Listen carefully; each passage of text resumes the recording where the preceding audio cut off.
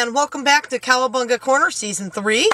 And we are now on the episode where I am going to talk about the original artwork for the Image Turtle comics.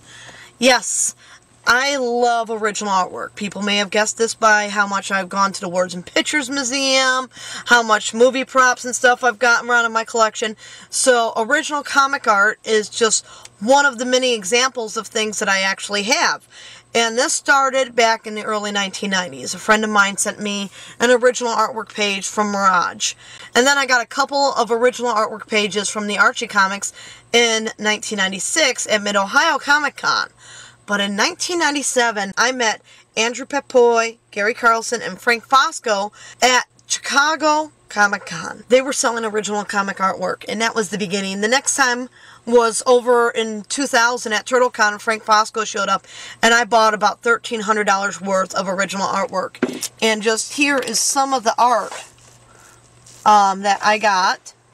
This right here, this page, which I really love, is when Raph finds Shredder's area where he keeps all of his costumes. This full book is filled front to back with all original artwork pages from the Image comics. In fact, this page right here is another one that I really like, where Donatello is in the aquarium.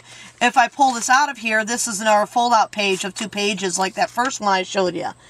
These are very nice spreads, wonderful pages, and the work that Frank did on these comics were just fantastic. Now, each of the comics are on their own individual page that says Image Comics up here at the top. It says which book it is, which is TMNT. Right after that, it mentions that this is illustrated quality paper, full bleed comic pages. So that's what the pages are themselves, and this is the type that Image was using at the time. This was issue 15 and page 11. Each of the pages is autographed down here. There's Frank Fosco on this one. Some of them have Eastman and Laird, Gary Carlson, and Andrew Pepoy have all also signed pages that are inside these books. I actually have enough of these pages to fill 2 full booklets. Up here near the front is a page there. The Turtles believe that Donatello is really dead, and they hold a funeral for him. And that is one of my favorite pages inside this book. They got a lot of really good ones in here that Frank was very, very, very nice to sell to me. And, I mean, I've got Don falling from the helicopter in the first issue. I've got his bones laying on the ground when the Turtles find him and think that they found him dead. So many fantastic pages. We've got Raph as Shredder, we've got Don as the Cyborg, we've got even Bat Splinter inside these pages. This is something else that when I get my museum going, I will have these pages up for people to be able to view and look at up in person with the information of who drew what page. I wish I could go over and over how many different things we got in here, but it would take forever. This is just insane right here.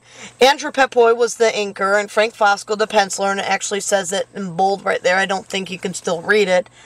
But I keep them inside these books to keep them safe. And I've got, as I said, 2 full books of original artwork. The other book also has some of the Archie pages and Mirage pages inside of it, but I wanted to focus solely on the Image pages right now, since that is the comic that I'm looking at covering next in one of my reviews coming up. This right here is one of my favorite scenes where Michelangelo gets his kiss scene. Ooh. Now, if you don't know about Michelangelo's kiss scene and you're interested in learning about his little date here and just how crazy it went, get the Image comics. And yes, you can find that in issue 11. So, here is the scene, what happens next, if you can make that out on there. I don't normally show it this way, but I don't normally show my stuff this way where I'm holding it up, but as much as I'd like to be able to share these original artwork pages at full steam, I have the issue that these things are too big for my scanner. So while I've thought about standing there and taking steady pictures all the time, I just keep thinking I just need a better, bigger scanner so that I can start scanning this stuff easily to show inside our collection pieces. When I do get these posted up onto the internet, I'm hoping that I get to post them on Collector's Quest. I have an account there where I post up parts of my collection, and this is one of the things that I hope that I can show there sometime. Right now I have my autograph collection up there. I have a little bit of my toys up there, not much, and some of my movie props and stuff, but really I'd like to be able to get some of this quality artwork up and show just what we have out here. Because, as I've mentioned before, I don't just buy my collection to go sit inside my room and stuff. I buy it to get it out there and share with everybody. Have you been collecting original artwork? Have you collected any comic art at all? And if you do, which comics are your favorites and which pages have you collected? I know I've got too many to list in like a short reply myself, but if you got a few favorites that you have collected throughout the years, please do share those with us. Also, feel free to do a video reply if you have a lot of them. My goal is to hopefully get these framed and hanging at some point instead of sitting inside this portfolio book, which is kind of big and chunky.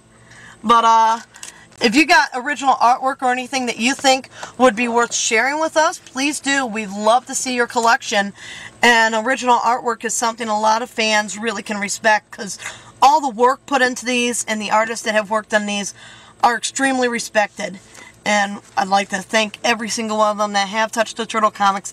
And I cannot wait to see the IDW comic books, which should be on the shelf by the time this episode airs. So please do share your video replies or comments about original comic book artwork. And we'll be looking forward to seeing you here next week on Cowabunga Corner.